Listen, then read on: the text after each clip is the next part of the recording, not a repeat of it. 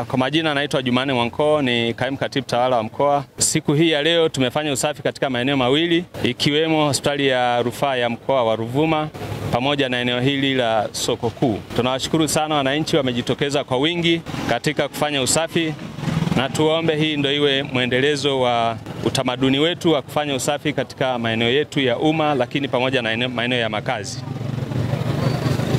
Kama ambavyo mtakumbuka, siku ya kesho tarehe 14 mwezi wa 10 ni maadhimisho ya kumbukizi ya kifo cha baba wa taifa hayati Mwalimu Julius Kambarage Nyerere, ambayo kitaifa inafanyika katika mkoa wa Mbeya, ikienda sambamba na uzimwaji wa mwenge wa uhuru.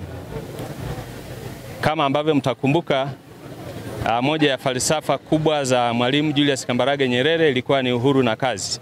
Baada tu ya nchi yetu kupata uhuru, Mwalimu Julius Kambarage Nyerere alianzisha falsafa nyingi, ikiwemo hii ya kuhamasisha wananchi kufanya kazi. Kwa hiyo kupitia falsafa hiyo, na sisi kama ofisi ya mkuu wa mkoa tukishirikiana na manispaa ya Songea, tuliamua kuitumia falsafa hiyo ya uhuru na kazi kudumisha kufanya kazi kama sehemu ya kumkumbuka Mwalimu Julius Kambarage Nyerere katika mambo mengi aliyoyafanya.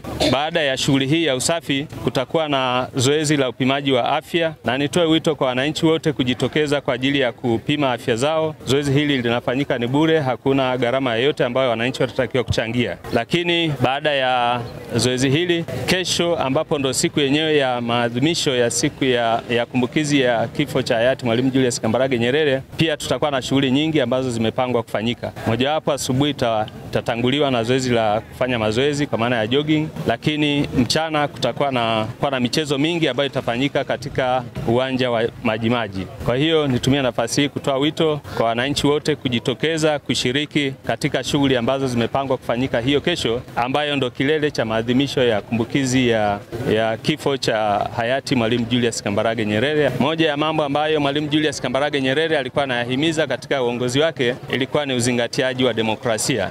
Na kama ambavyo mtakumbuka, mwaka huu nchi yetu inaenda kufanya uchaguzi mkuu ambao utafanyika tarehe 29 Oktoba, na niwaombe sasa katika kumwenzi Mwalimu hayati Julius Kambarage Nyerere katika kudumisha demokrasia na kuimarisha demokrasia nchini, basi niwaombe tutumie nafasi hiyo kujitokeza kwa wingi kwenda kutumia haki yetu ya kidemokrasia ya kuchagua viongozi kwa maana ya Rais wa Jamhuri ya Muungano wa Tanzania, waheshimiwa wabunge pamoja na waheshimiwa madiwani. Tarehe 29 wote tujitokeze kwa wingi kushiriki kuchagua viongozi wa ngazi mbalimbali. Tukiwa tunajiandaa na siku ya kumbukizi ya baba wa taifa Mwalimu Julius Kambarage Nyerere, leo tumeshiriki zoezi la kufanya usafi katika hospitali ya mkoa, lakini katika pia soko kuu la Songea. Lakini sambamba na hilo, leo tutafanya shughuli ya kupima afya za wananchi bure, ikiwa ni moja ya shughuli ambayo inamuenzi baba wa taifa. Kama tunakumbuka, baba wa taifa shughuli yake kubwa na misemo yake mingi ilikuwa afya bora, kujitegemea, maendeleo na kushiriki kwa amani shughuli za kitaifa. Hivyo leo tumeungana pamoja na wananchi, tumefanya usafi wenye lengo la kuondoa magonjwa. Mtu ni afya na afya pia inahusisha usafi. Kwa hiyo tumeshiriki zoezi hili katika maeneo haya mawili, lakini zoezi hili ni endelevu. Kwa jina naitwa Bakari Asmani Kiwili. Kwanza alisisitiza sana habari za amani na utulivu, kwamba wananchi wote tuwe na amani. Nchi yetu sio ya kuweza kumwaga damu. Nchi haitaki mambo ya ukorofi wala nini. Yao walipenda sana amani na utulivu na ujamaa. Kwa majina naitwa Pendo Lwambala. Tunajifunza kuwa na umoja wa kufanya usafi kwa wanafunzi au kwa watu.